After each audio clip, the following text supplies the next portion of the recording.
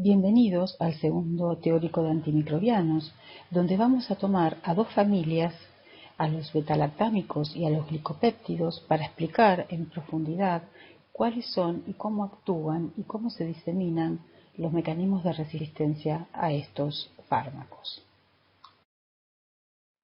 Se habla de la resistencia antimicrobiana a tres niveles. Por un lado, el mecanismo de resistencia que se encuentra codificado en la célula bacteriana, que serían los mecanismos moleculares. Después tenemos la resistencia poblacional, que son los estudios que nos permiten saber si una determinada cepa es sensible o resistente a determinados antimicrobianos.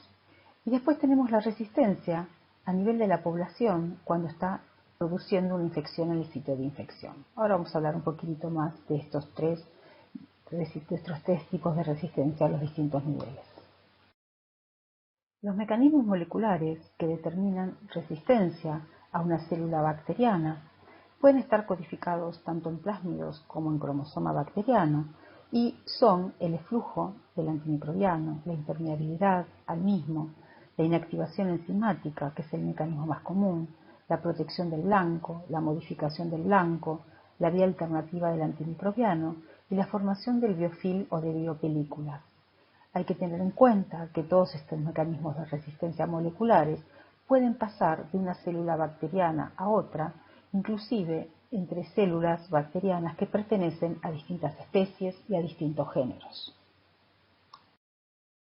Hablamos de resistencia poblacional cuando, por ejemplo, hacemos el antibiograma de un inóculo bacteriano y vemos cómo responde a los distintos antimicrobianos que se encuentran depositados en los discos y cómo van difundiendo y el halo que va formando esa población bacteriana con respecto a cada halo.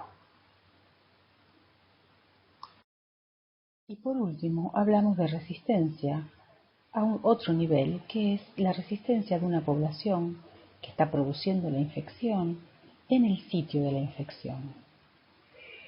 Tenemos que recordar de que en los hospitales de nuestro país se realiza siempre las metodologías hasta antibiograma. Y en aquellos laboratorios, que por suerte hoy en día son varios, donde se determina sensibilidad por automatización, o sea, aquellos hospitales que tienen el BITEC, por ejemplo, el resultado se informa en valor de SIM. Y este valor de SIM es importante porque permite evaluar parámetros farmacocinéticos y farmacodinámicos, sobre todo en aquellos pacientes con infecciones severas por microorganismos multiresistentes. Estos son los llamados parámetros PK-PD, PK por farmacocinéticos, PD por farmacodinámicos, y estos los van a ver ustedes bien cuando cursen fármaco y en micro2. Pero estos parámetros, conocerlos, para poderlos calcular, es necesario tener el dato de la SIM para los microorganismos multiresistentes que no tienen opciones terapéuticas.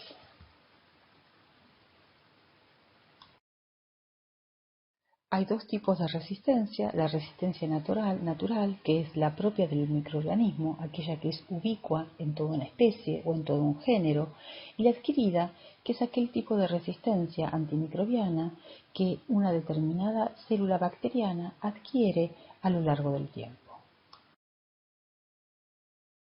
Y entonces, la problemática de la resistencia a antimicrobianos la podemos sintetizar como, por un lado, la multiresistencia y la evolución a la extrema droga resistencia antimicrobiana e inclusive la pan-droga resistencia, la alta frecuencia de aislamientos multidrogas resistentes a nivel mundial, el mayor porcentaje de cepas multiresistentes en nuestro país. La Argentina fue uno de los primeros países en reportar altos niveles de multidroga resistencia en la década del 80, y la presencia de cepas pan-droga resistentes en nuestros hospitales. Y saber que también en nuestras manos, todos aquellos que trabajamos en el área de la salud, podemos aportar soluciones muy concretas e importantes, como ser la vigilancia epidemiológica y el control de infecciones en cada uno de los hospitales y el uso racional de antimicrobianos. Entonces vamos a tomar como ejemplo, para explicar en profundidad la diversidad de los mecanismos de resistencia, a una familia que es la familia de los betalactámicos. Los betalactámicos se caracterizan porque es una familia de antimicrobianos que todos tienen un anillo betalactámico y todos tienen un mismo blanco de acción, que es la inhibición de las PPPs, lo cual lleva a la inhibición de la síntesis del peptidoglicano. Las PBP es la sigla del inglés Protein Binding Penicillins, o en español, proteínas ligadoras de penicilinas. Estas PBPs son las que están involucradas en la síntesis de la pared bacteriana. Al inhibir su actividad, es así como se inhibe la síntesis de la misma. Para que el antimicrobiano betalactámico pueda ejercer su efecto de acción, tiene que pasar a través de la membrana externa, a través de las porinas en las bacterias gram negativas, y de esa manera llegar al periplasma. Una vez en el periplasma, es capaz de identificar a las PBPs, a las proteínas ligadoras de penicilina, y allí es donde va a interaccionar. La unión de los betalactámicos a las PBPs resulta en la inhibición de la síntesis de la pared al inhibir el entrecruzamiento de las moléculas lineales precursoras del peptidoglicano. El efecto bactericida que tienen estos betalactámicos se debe a que la inhibición de la síntesis del peptidoglicano activa enzimas asociadas a la membrana citoplasmática denominadas autolisinas, que son las que destruyen finalmente la pared bacteriana.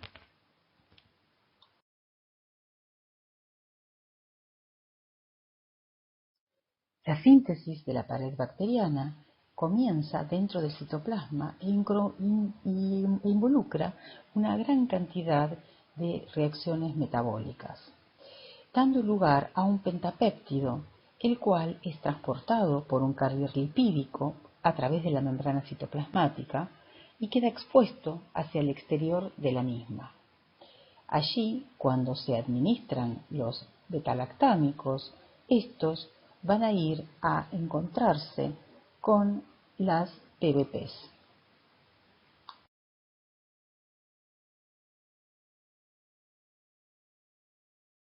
Las PBPs tienen distintas funciones de carboxipeptidasas, transpeptidasas, transglicosilasas, que interaccionan y que son parte de la síntesis de la pared bacteriana. Los betalactámicos lo que hacen es aislar el sitio activo de la serina de las PBPs, inhibiendo de esta forma la formación del peptidoglicano, con lo cual luego se va a producir, como decíamos anteriormente, la lisis de la bacteria. A partir de que empezaron a administrarse los betalactámicos, como contamos en el teórico anterior, la primera fue la penicilina. A partir de ese compuesto natural producido por un hongo, el Penicillium notatum, se empezaron a identificar y a desarrollar también distintos betalactámicos. Así es como hoy en día tenemos una larga lista, como ustedes ven acá, que muchos de ellos fueron compuestos químicos semisintéticos a partir de uno natural.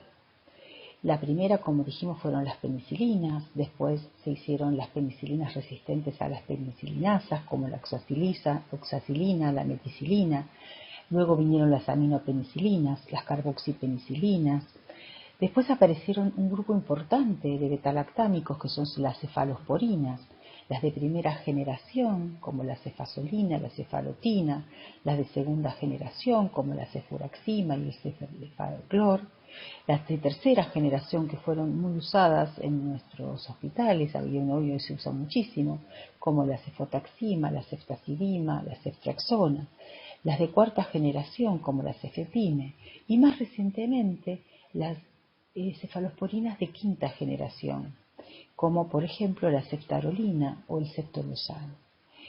Hace ya varias décadas también que se administran en nuestros hospitales los carbapenemes como el imipenem y el meropenem, y los monobactamos como la estrema.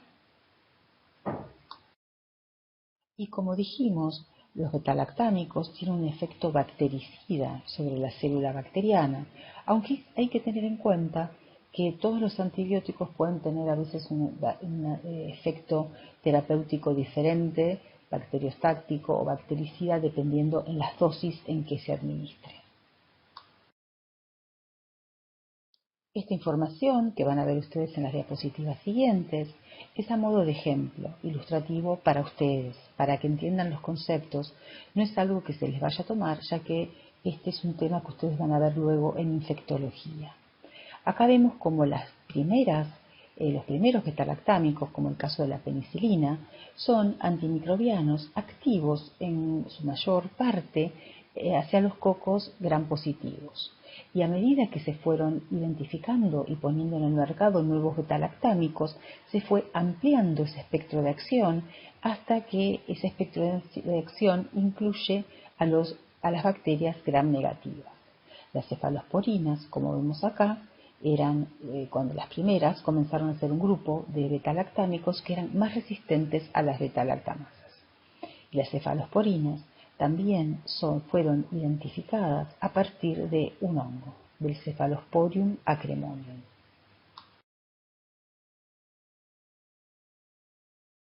Entonces, a medida que se fueron diseñando y poniendo en el mercado nuevos betalactámicos, se fue ampliando y modificando el espectro de acción y, como les decía anteriormente, los más recientes tienden más a tener más actividad hacia las bacterias gram negativas.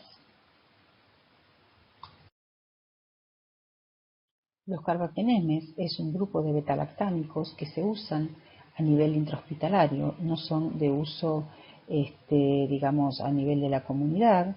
Y los monobactamos también, el más utilizado es el astronam. Hay que tener en cuenta que todos los antimicrobianos betalactámicos presentan todo tipo de mecanismos de resistencia. O sea, puede haber producción de betalactamasas, que ahora vamos a explicar más en detalle en qué consisten, que les otorgan resistencia. Este es un mecanismo de inactivación del antimicrobiano, es el más importante y el más común, y lo que hace es hidrolizar el anillo betalactámico causando una activación del mismo. También, como mecanismo de resistencia, los betalactámicos pueden tener alteraciones en las PBPs que lleva a baja afinidad por el antimicrobiano betalactámico, alteración de la membrana externa llevando a disminución de la entrada del antimicrobiano, eflujo del antimicrobiano, del betalactámico, vía alternativa para el antimicrobiano betalactámico y, como mecanismo de resistencia, también los betalactámicos pueden tener por parte de las bacterias producción de biofilm. Y tenemos que tener en cuenta que la gran mayoría de estos mecanismos puede ser transmitido por los mecanismos de la transferencia horizontal genética.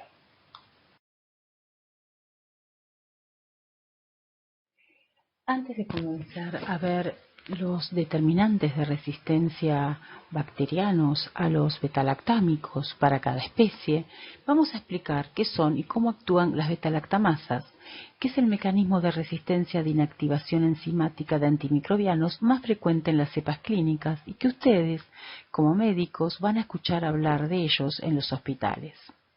La producción de las betalactamasas es el principal mecanismo de resistencia para la mayoría de los betalactámicos en casi todas las especies bacterianas. Son enzimas que tienen codificación tanto plasmídica como cromosómica. Es una enzima producida por algunas bacterias, aquellas las cuales son resistentes, y entonces estas enzimas betalactamasas son las responsables de la resistencia de estas ante la acción de los betalactámicos, como las penicilinas, las cefalosporinas, los monobactámicos y los carbapenémicos. Cuando las betalactamasas inactivan a los carbapenémicos, se las denomina carbapenemasas. Y ustedes van a escuchar hablar justamente de carbapenemasas, que son las que tienen más impacto clínico en los hospitales. Como ya sabemos, los betalactámicos tienen un elemento en común dentro de su estructura molecular, que es el anillo betalactámico. Las betalactamasas rompen ese anillo, desactivando las propiedades antimicrobianas de la molécula.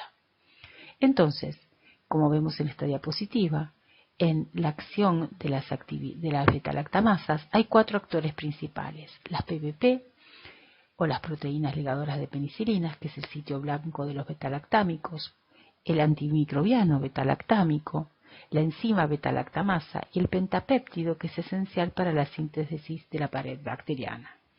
Entonces la betalactamasa va a interaccionar con el betalactámico, inactivándolo. Las betalactamasas forman un grupo heterogéneo de enzimas y hay varios esquemas propuestos de clasificación, pero el que ha tenido más aceptación y mayor difusión es el propuesto por Bush, Jacobi y Medeiros ya hace años, en 1995, que tiene en cuenta para la clasificación las propiedades funcionales de las betalactamasas, así como su estructura molecular. Actualmente hay más de 2.000 betalactamasas descritas y algunas de ellas, como la KPC o la NDM, dan resistencia a todos los betalactámicos. Una alternativa muy usada para combatir a las cepas productoras de betalactamasas es el desarrollo y la administración de inhibidores de betalactamasas. Estos inhibidores lo que hacen es unirse en forma irreversible a la betalactamasa, por eso se llaman inhibidores suicidas. Al unirse irreversiblemente a la betalactamasa, ésta deja entonces de ser funcional y el antimicrobiano betalactámico puede actuar de esta manera, inhibiendo la síntesis de la pared bacteriana y de esta manera produciendo la lisis de la bacteria. Con lo cual, una cepa productora de betalactamasas, gracias a la administración de un inhibidor, puede hacer que esta cepa sea sensible a ese betalactámico. La actividad conjunta que decíamos recién la vemos bien en este gráfico. Si a un paciente que está infectado con una cepa resistente a la amoxicilina, productora, además esa cepa de betalactamasas, se le administra solamente amoxicilina, acá como vemos en el gráfico, esa amoxicilina no va a ser efectiva sobre esta cepa bacteriana. Si se le aplica un inhibidor como el ácido clavulánico, entonces vamos a ver que esa administración tampoco es efectiva. La bacteria va a crecer. Ahora, cuando se aplica en forma conjunta el antimicrobiano, la amoxicilina, junto con el inhibidor, el ácido clavulánico, entonces sí se observa que hay inhibición del crecimiento de la cepa bacteriana, o sea que actúan en forma conjunta, inhibiendo el crecimiento y el desarrollo de esa cepa bacteriana.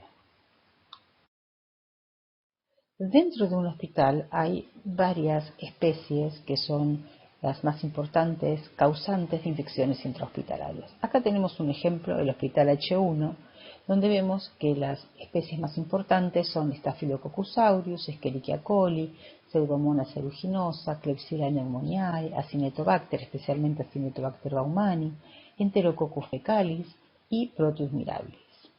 Entonces ahora vamos a hablar de los mecanismos moleculares de resistencia a los betalactámicos producidos por estas especies bacterianas. Un grupo de especies bacterianas muy importantes en la clínica médica son las que se agrupan en la familia Enterobacteriaceae. Y estas especies que la conforman son Escherichia coli, Klebsiella pneumoniae, Enterobacter cloacae, Serratia marcescens, Citrobacter freundii. Estas son las más importantes y de las que vamos a hablar ahora.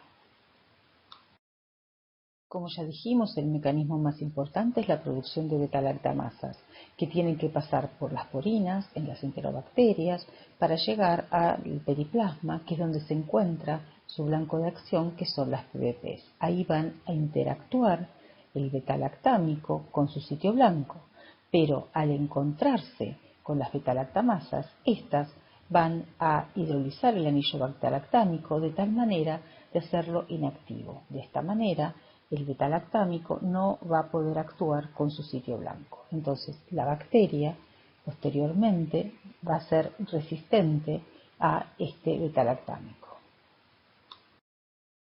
La producción de beta-lactamasas es el mecanismo más frecuente, como ya dijimos, pero no es una sola beta-lactamasa la que puede estar presente dentro de una célula bacteriana, sino que puede haber hasta 10, 15 distintos genes que codifican para distintas beta-lactamasas.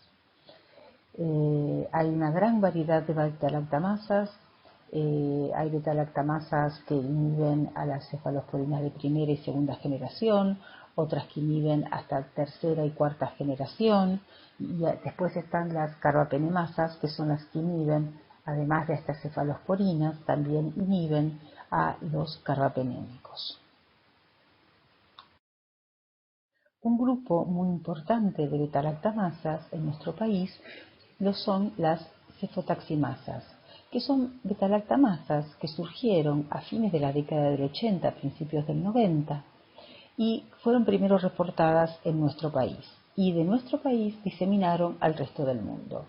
La primera en ser descrita y de mucha relevancia a nivel global es esta que ustedes ven acá llamada CTX-N2. Y ahora vamos a ver un poco más de dónde proviene, de cómo es su origen y cómo se disemina de una cepa bacteriana a otra. Las betalactamasas adquiridas se localizan en integrones de clase 1 en general y en transposones. O sea que estamos hablando de que estos genes que codifican para betalactamasas están insertados en plataformas genéticas que a su vez pueden movilizarlos. O sea, estamos hablando de resistencia antimicrobiana móvil.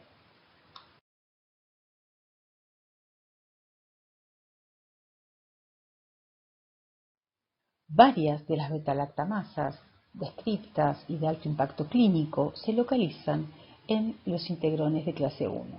Los integrones de clase 1 es el mecanismo más diseminado en las bacterias gram negativas que otorga una plataforma genética para la captura de genes de resistencia antimicrobianos y su expresión. La expresión va a estar dada porque esos genes cassette que se insertan en la zona variable del integrón van a poderse expresar gracias a ese promotor PC que se encuentra cercano o dentro del gen de la integrasa. A su vez, la integrasa, al expresarse, puede reconocer distintos genes de resistencia antimicrobianos, no solo genes que codifican para betalactamasas, y de esa manera, en esta zona variable, vamos a tener una plataforma genética con resistencia a varias familias de antimicrobianos. Dentro de los integrones de clase 1, que cuando uno, digamos, encuentra un gen que codifica para la integrasa de clase 1 llamado INT1, se lo considera un marcador de multidroga resistencia en las enterobacterias y también en pseudomonas. Estas plataformas genéticas de los integrones de clase 1 pueden poseer, por ejemplo, carbapenemasas muy relevantes desde el punto de vista clínico, como la BLAVIN2 y también otras de las familias que se llaman INT. Y al localizarse en esta plataforma genética de resistencia, tengan en cuenta que van a estar asociadas a otras resistencias, a otras familias de antimicrobianos. A su vez, estos integrones, como decíamos anteriormente, se pueden localizar dentro de otros transposones y dentro de plásmidos. Lo que hacen es permitir una mayor diseminación de estas carbapenemasas hacia otras células bacterianas. A su vez, estos integrones de clase 1 pueden ser invadidos por otros transposones o por otras recombinasas o por otras secuencias de inserción. En el caso de los integrones de clase 1 diseminados y descritos en las cepas clínicas de nuestro país, se ha identificado desde los inicios de la década del 90 la invasión de esta recombinasa, la ISSR1, que es una recombinasa que es capaz de insertarse primero en un ADN blanco, que puede ser un ADN cromosómico, como es este caso que vamos a ver acá, y luego llevarse al ADN flanqueante de ese lugar donde se insertó y posteriormente tiene la capacidad de insertarse dentro de la plataforma del integrón de clase 1 con lo cual crea dos zonas variables de los integrones estos, que se llaman integrones complejos por tener justamente dos zonas variables. La primera zona variable sería la que está otorgada por los genes cassette de resistencia a antimicrobianos y que se movilizan gracias a la integrasa de clase 1. La segunda zona variable estaría dada por esta segunda recombinasa, la ISSR1, que es capaz de captar genes cromosómicos de otras cepas bacterianas, y todo esto después se encuentra dentro de una misma plataforma genética con dos zonas variables. En el caso de la CTXN2, esta beta-lactamasa que da resistencia antimicrobiana a las cefalosporinas de tercera y cuarta generación como cefotaxima, ceftriaxona, cefepime, se encuentra justamente el gen que codifica para esta beta-lactamasa en esa segunda zona variable.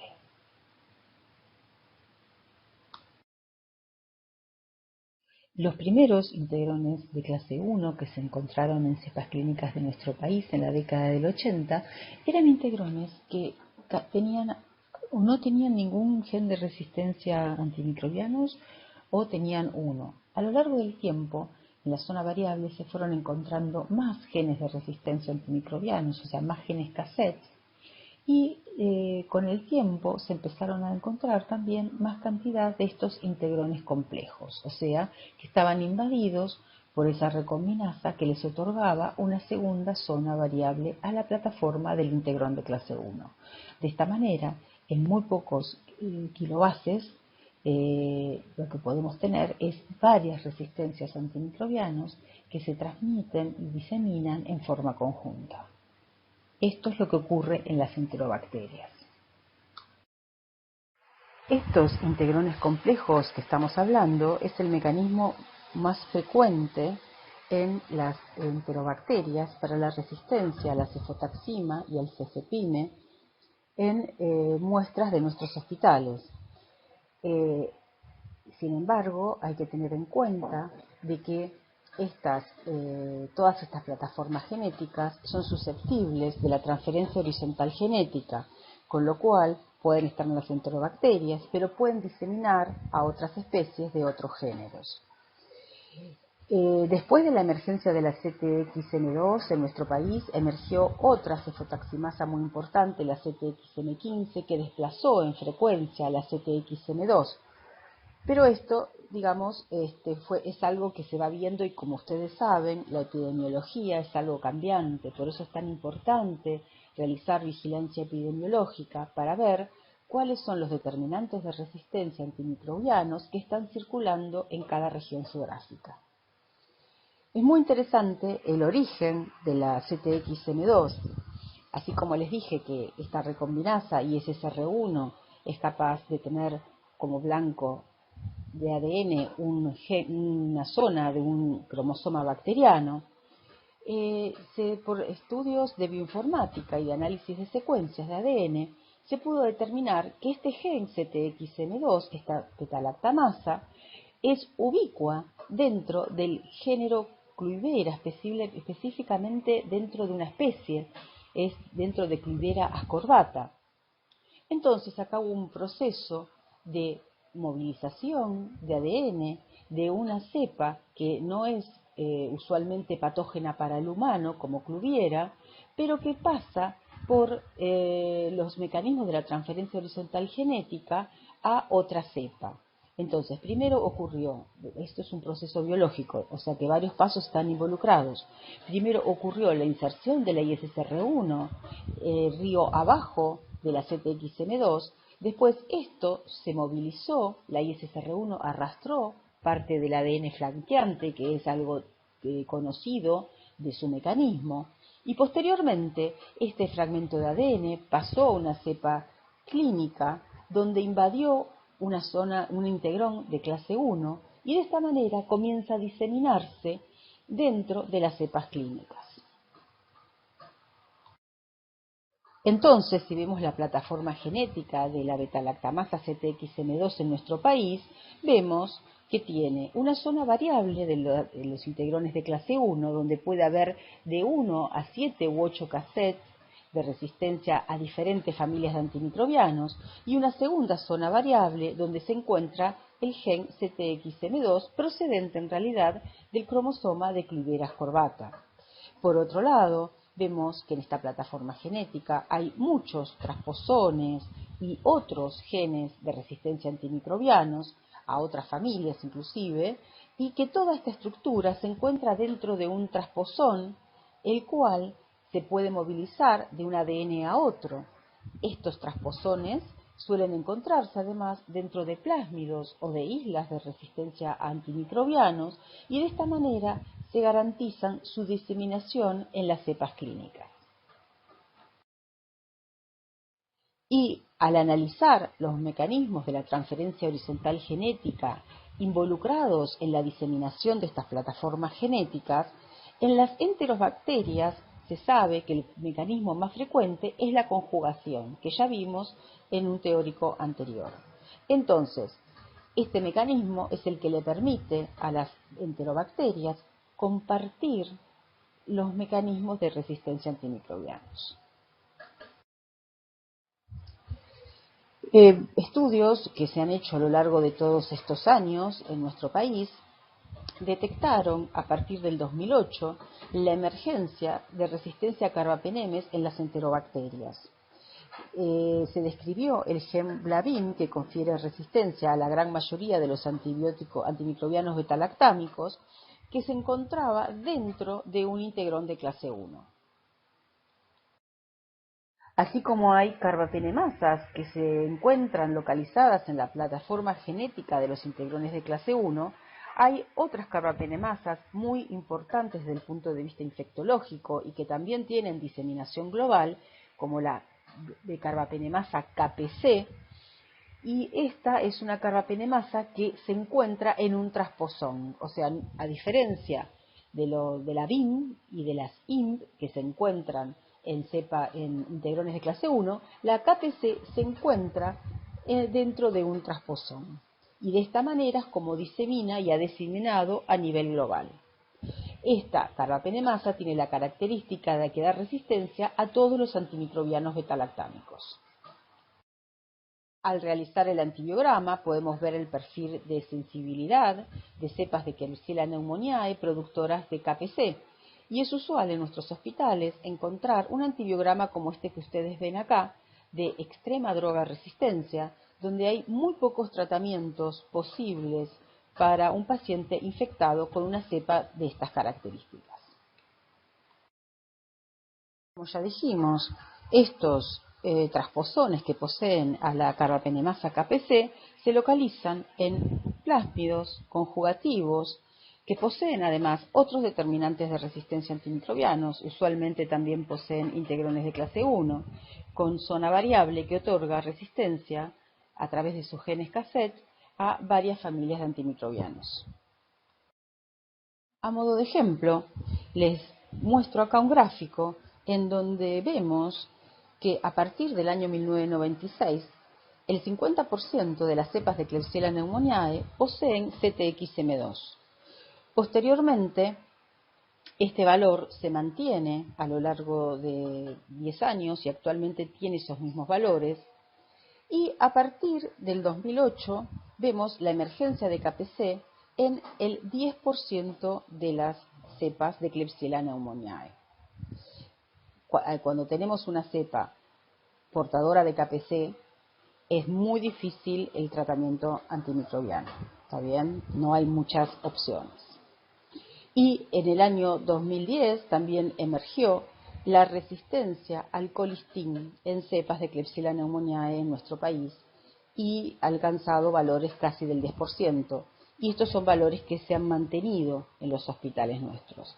Así que, como ustedes ven acá, tenemos una proporción bastante importante de cepas con extrema droga resistencia o pan-droga resistencia de Klebsiella pneumoniae, las cuales son muy difíciles de tratar. Ustedes tienen que saber, como médicos, que en los laboratorios de bacteriología, como yo les conté, se informa hasta antibiograma.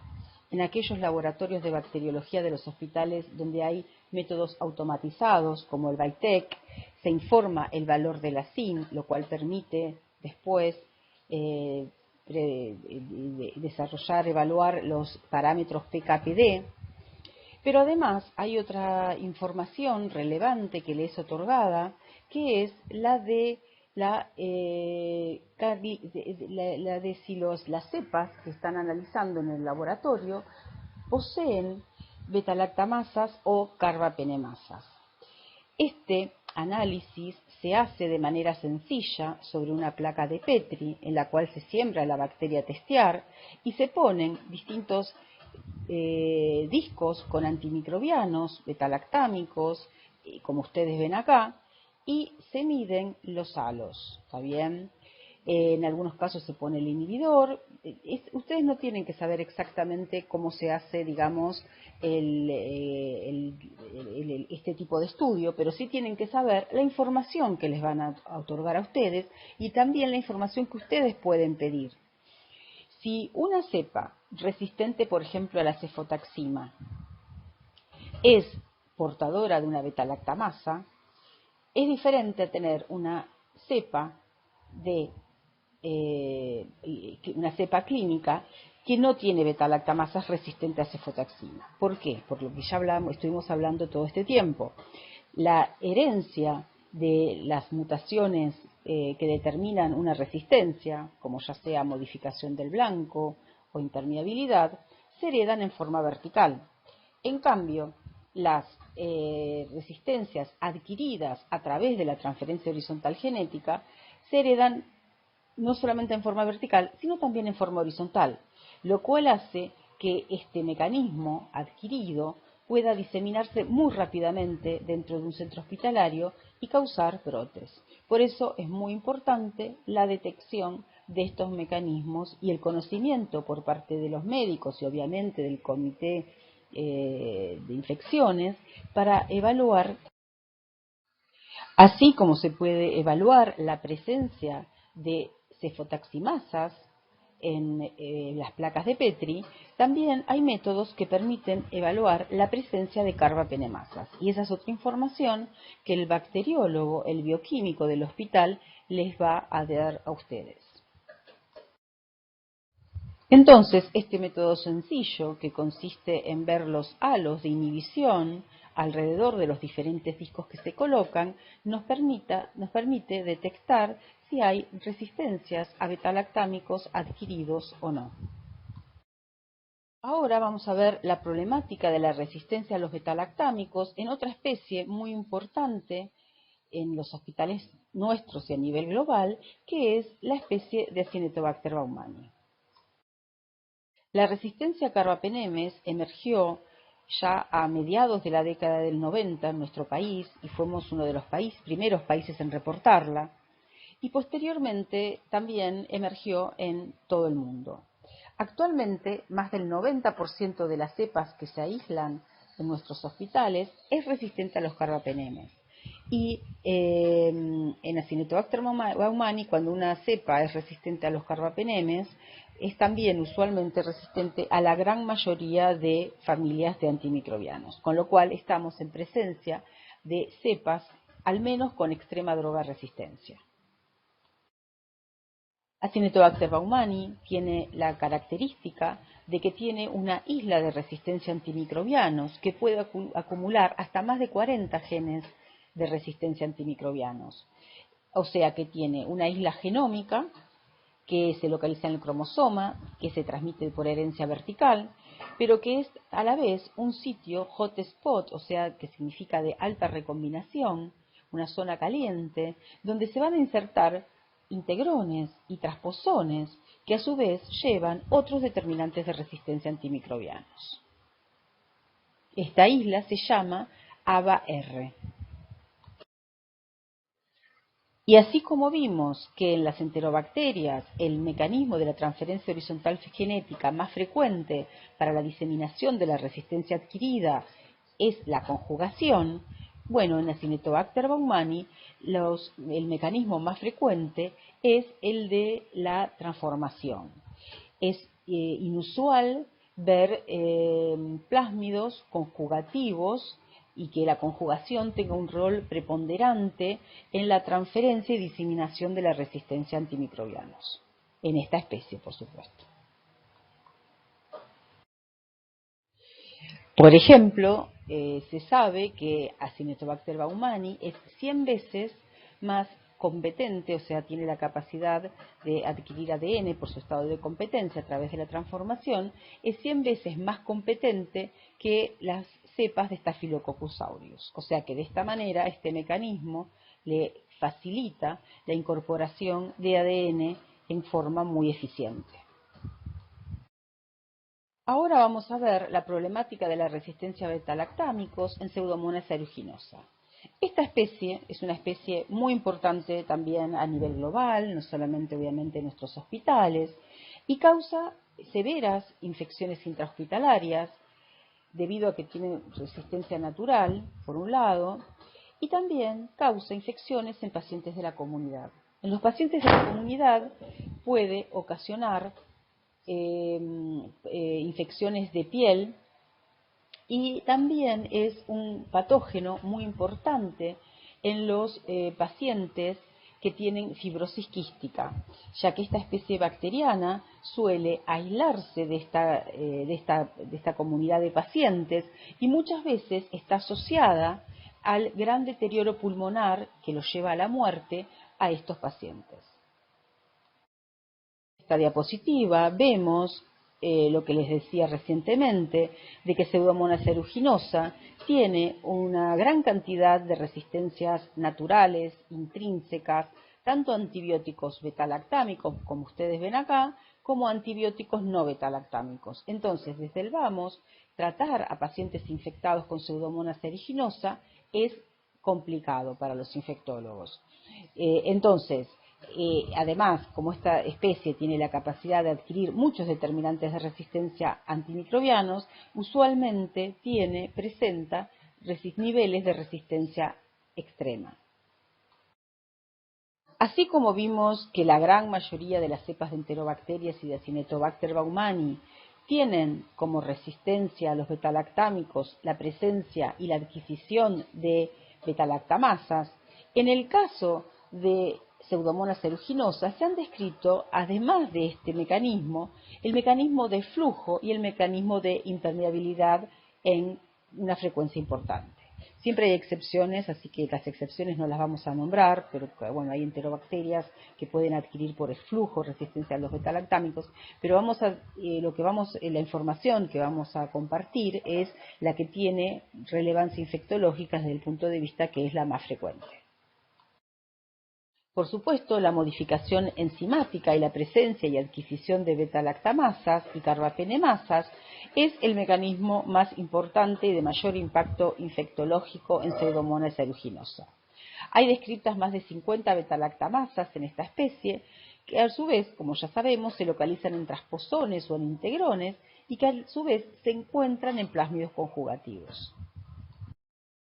El eflujo cumple un rol importante en esta especie, ya que esta es una especie bacteriana que el 15% de su genoma codifica para bombas de flujo.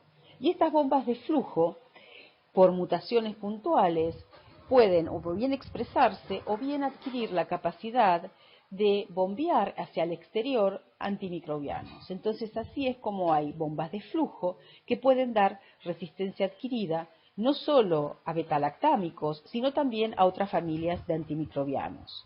Esta es una característica de las bombas de flujo. Cuando otorgan resistencia, no otorgan resistencia a un solo antimicrobiano, sino a varias familias diferentes, porque justamente este mecanismo no es tan específico. En Pseudomonas aeruginosa es muy importante los valores de SIM, pero también los valores de Vic, o sea, de la concentración inhibitoria mínima cuando la cepa bacteriana en estudio estaba formando biofilm.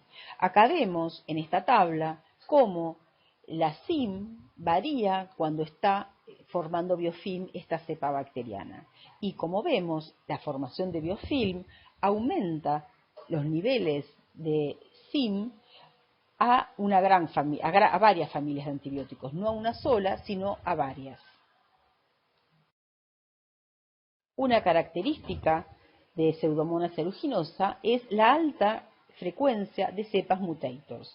Mutators son aquellas cepas que no son tan frecuentes en otras especies, pero que tienen la característica de que pueden adquirir más ADN exógeno a través de diversos mecanismos, por un lado, y además tienen una mayor tasa de mutaciones. Se considera que la tasa normal frecuente es de menos del 1% de cepas mutators en las poblaciones naturales del ambiente y menos o llega casi hasta el 1% en infecciones crónicas o en bacterias colonizantes.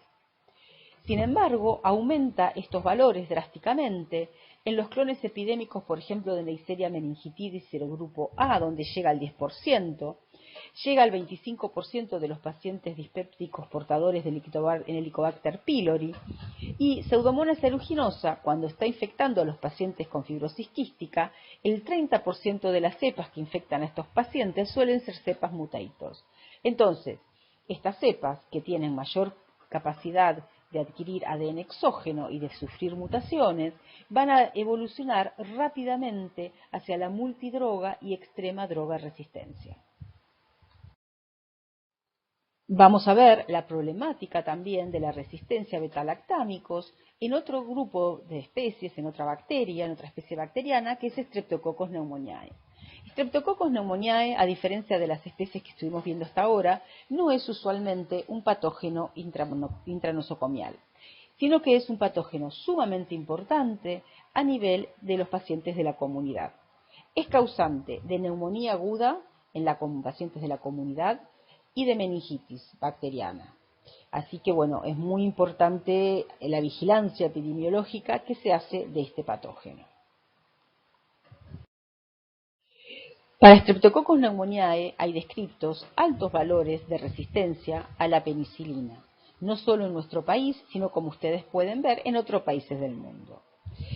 La resistencia de Streptococcus pneumoniae a la penicilina con un valor de zinc mayor a 2 miligramos por litro se correlaciona con sensibilidad intermedia a amoxicilina, cefuroxima, cefotaxima y ceftriaxona. Tenemos que tener en cuenta que estos antimicrobianos son de uso común en la clínica médica para tratar neumonías adquiridas en la comunidad, y algunos de ellos también se utilizan en el tratamiento de las meningitis. Entonces, cepas resistentes, cepas de Streptococcus pneumoniae resistentes a estos antimicrobianos van a estar asociadas a falla terapéutica. El mecanismo de resistencia en esta especie es diferente a lo que estuvimos viendo hasta ahora. Esta especie bacteriana, Streptococcus pneumoniae, tiene la característica de que es transformante natural, tiene la capacidad de adquirir ADN exógeno muy fácilmente. Entonces, el mecanismo involucrado en la resistencia a los betalactámicos es el de modificación del blanco de acción de los betalactámicos, que como sabemos son las PPPs, las penicilinas ligadoras de proteínas ligadoras de penicilinas. Entonces, las cepas de Streptococcus pneumoniae tienen una PBP2B, que es la wild type, se dice en inglés, salvaje, significa la que es natural, común en esta especie. Por los mecanismos de la transferencia horizontal genética, específicamente de la transformación, esta especie bacteriana adquiere ADN de otras PBPs, de otros Streptococcus, y al haber un porcentaje de homología suficiente, estas PBPs recombinan entre sí, dando lugar a nuevos alelos o estructuras en mosaico de los genes de la PBP. De esta manera, un betalactámico que reconoce la PBP2B y de esa manera produce su efecto bactericida sobre esa cepa, al enfrentarse a variantes alélicas de esta PBP, no las reconoce y de esta manera la bacteria adquiere resistencia a los antibióticos betalactámicos. Como estamos viendo, es un mecanismo totalmente distinto de los vistos recientemente. Es un mecanismo en el cual es fundamental la transferencia horizontal genética, pero la diseminación va a ser vertical, o sea, la célula madre va a transferir ese nuevo alelo de la PBP a la célula hija. Hay descritas diversas PBPs con estructuras de mosaico y que dan distintos tipos de resistencia a los betalactámicos. Hay algunas que dan altos niveles de resistencia y se utiliza un disco de oxacilina que es buen predictor de la sensibilidad a la penicilina. Estos son datos de un hospital en donde se vio que había cepas de Streptococcus pneumoniae resistentes a la penicilina y también a las cefalosporinas de tercera generación.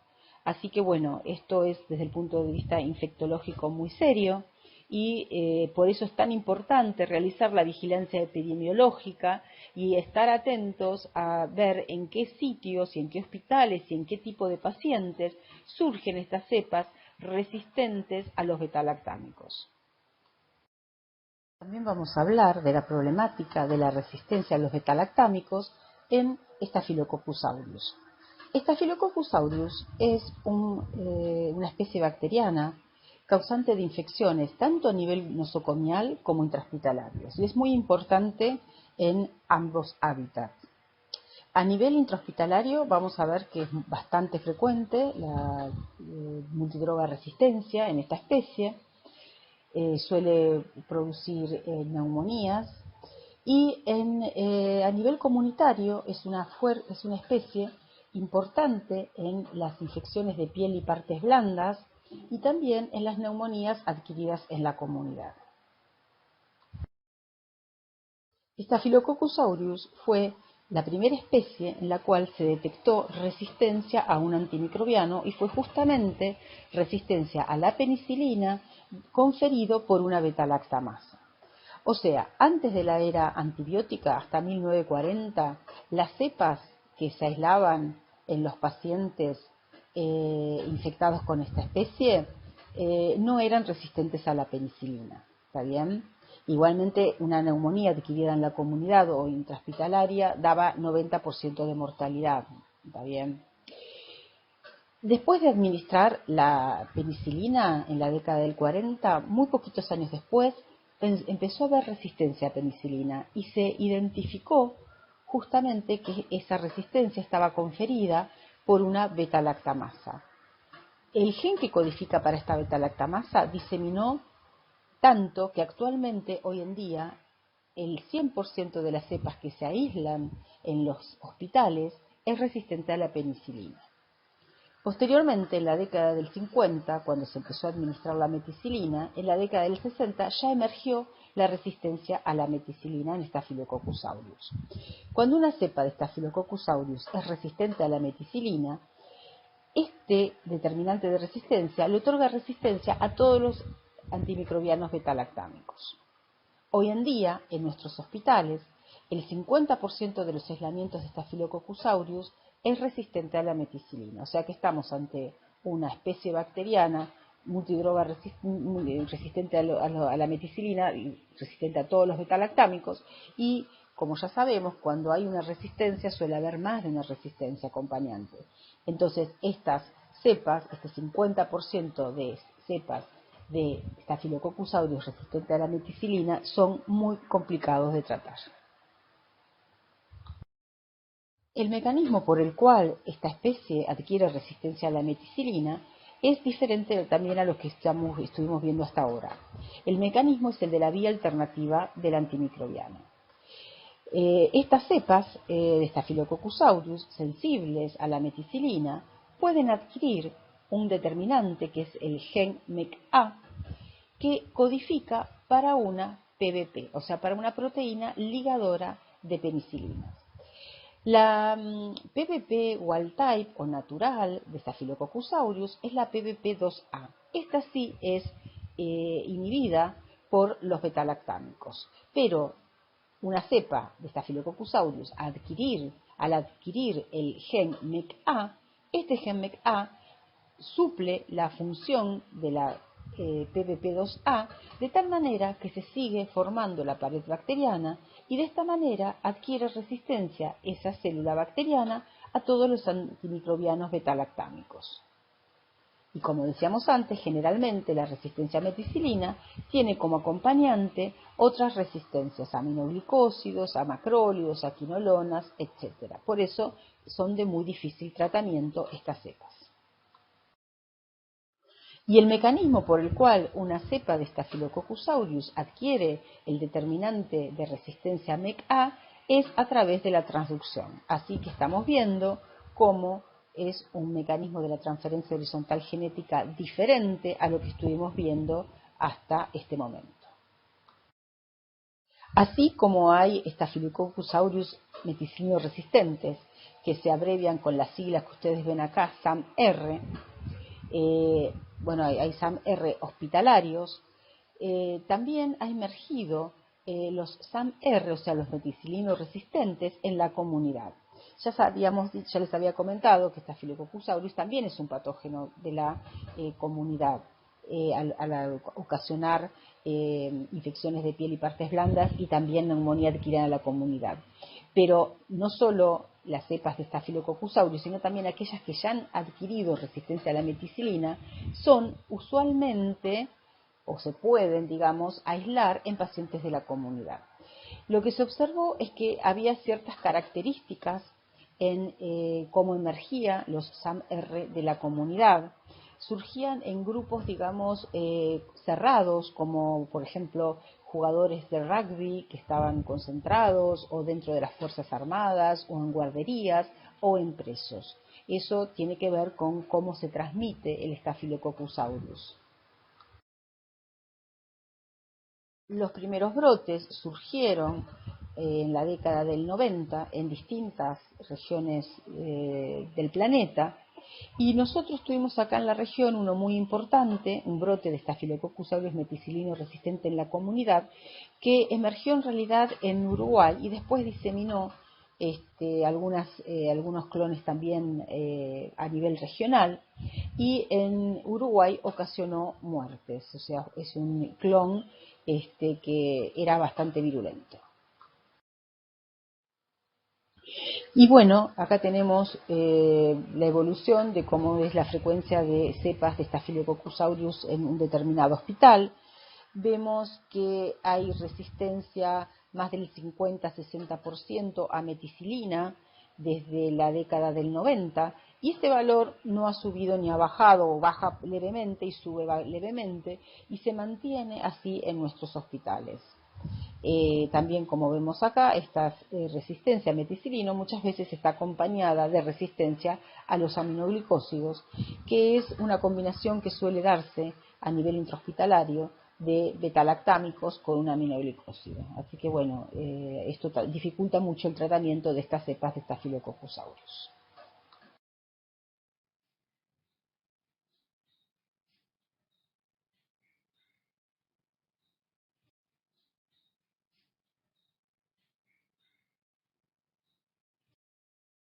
Ahora vamos a proseguir con la segunda parte de este teórico de mecanismo de resistencia a los betalactámicos y a los glicopéptidos.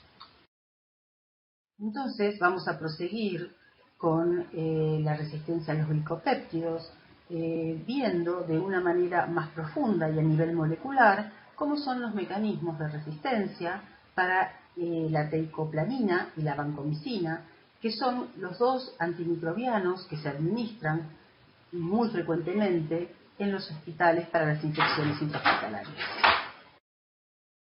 Las especies donde impacta más la adquisición de la resistencia a los glicopéptidos es en el género Enterococcus y en Staphylococcus aureus. Vamos a introducir un poco este Enterococcus. Enterococcus es un género que se aísla en infecciones intrahospitalarias, aunque eventualmente también en infecciones de la comunidad, y que tiene la característica de que tiene varias resistencias intrínsecas a nivel de género, o sea, a nivel de resistencias naturales propias de este género, que son resistencia a los betalactámicos, a la trimetoprima sulfametoxazol, a los aminoglicósidos y a las viejas quinolonas. Cuando vemos las resistencias propias a nivel de especie, vemos que Enterococcus faecium es resistente natural al imipenem, a la amicacina, Enterococcus faecalis a la clindamicina, Y Enterococcus gallinarum, Caseliflavus y flavescens son resistentes naturales a la vancomicina. O sea que vemos que estamos en presencia de especies que son resistentes naturales a varias familias de antimicrobianos. Ha habido reportes de Enterococcus vancomicina resistentes desde la década del 90, tanto a nivel ambiental, o sea, en pacientes de la comunidad, como en pacientes hospitalizados. Enterococcus, como género multidroga resistente, fue declarado patógeno emergente por el CDC ya en la década del 90. Posteriormente, en el año 2002, hubo lamentablemente emergieron aislamientos de Staphylococcus aureus resistentes a la vancomicina, portadores de los determinantes de resistencia de los Enterococcus vanco-R.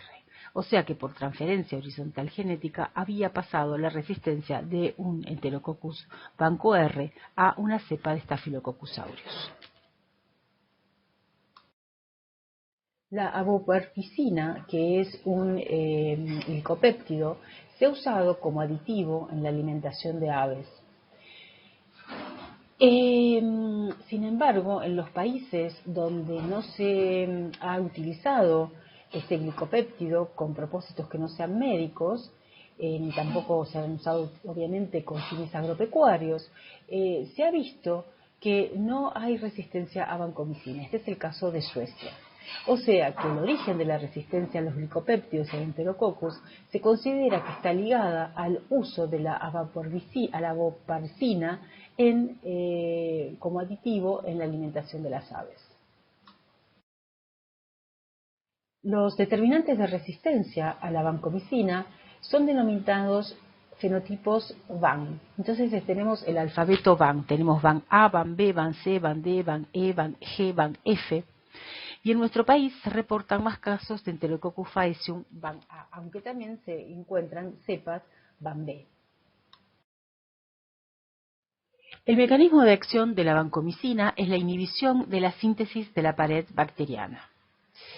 Como ya sabemos, la síntesis de la pared bacteriana comienza en el citoplasma, termina uno de los pasos en la producción, en la síntesis de un pentapéptido, el cual es traslocado hacia el exterior de la membrana citoplasmática por un carrier lipídico.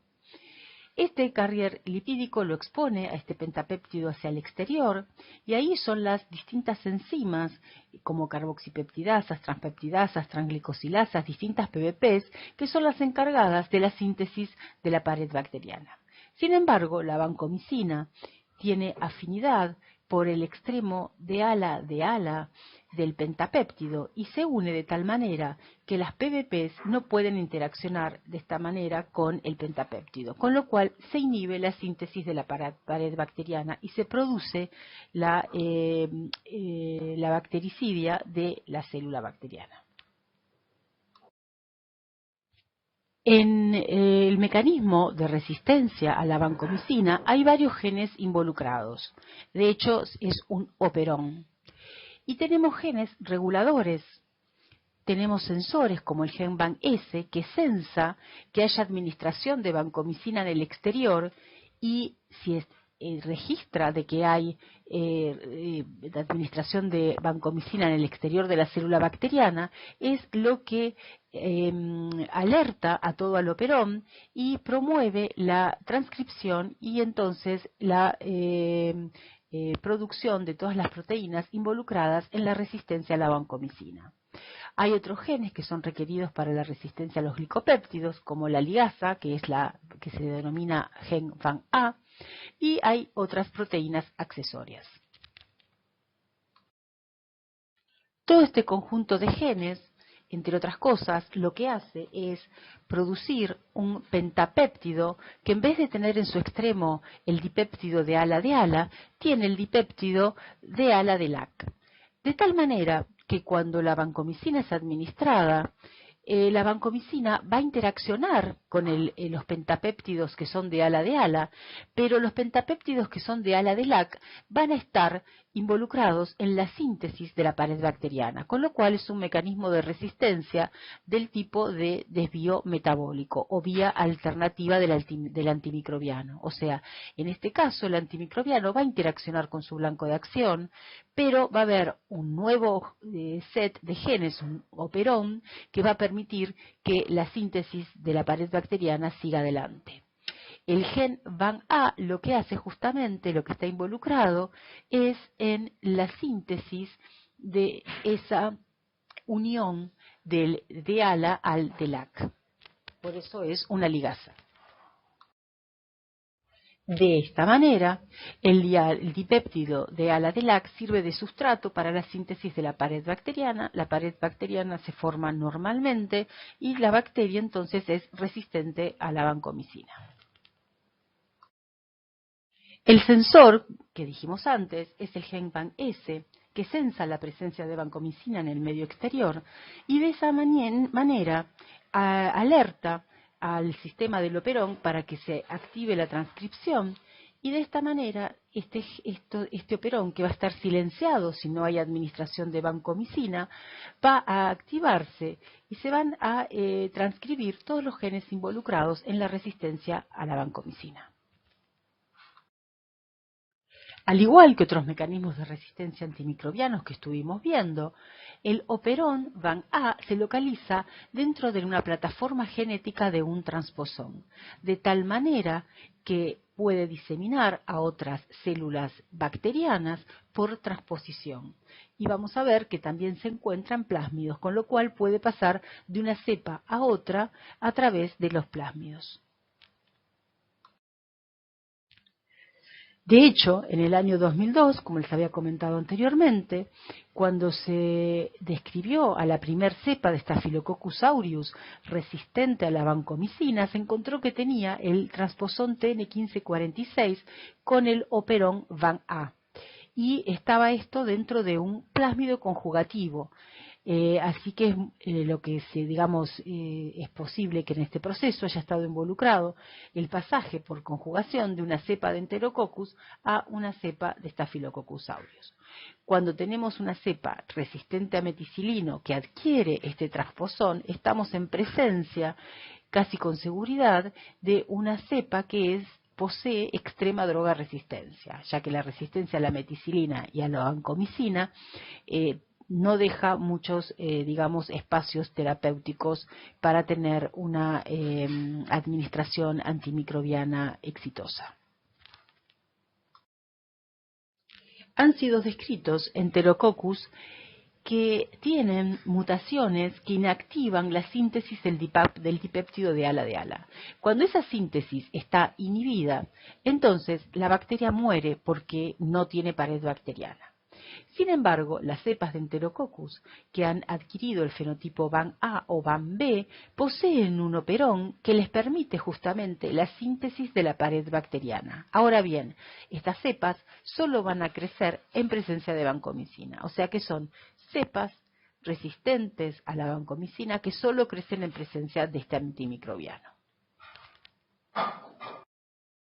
Cuando vemos las frecuencias de Enterococcus vancomicina resistentes en el hospital H1, vemos que alrededor del 30% desde el año 2005-2006 son resistentes a la vancomicina.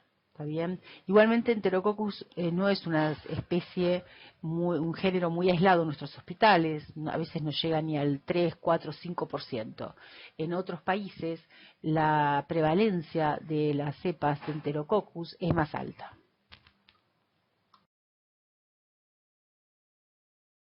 Bueno, como conclusión final, la importancia del control de infecciones, de que cada uno de los médicos y agentes de la salud trabaje en conjunto con el control de infecciones en cada hospital para hacer un uso racional de los antimicrobianos. Muchas gracias.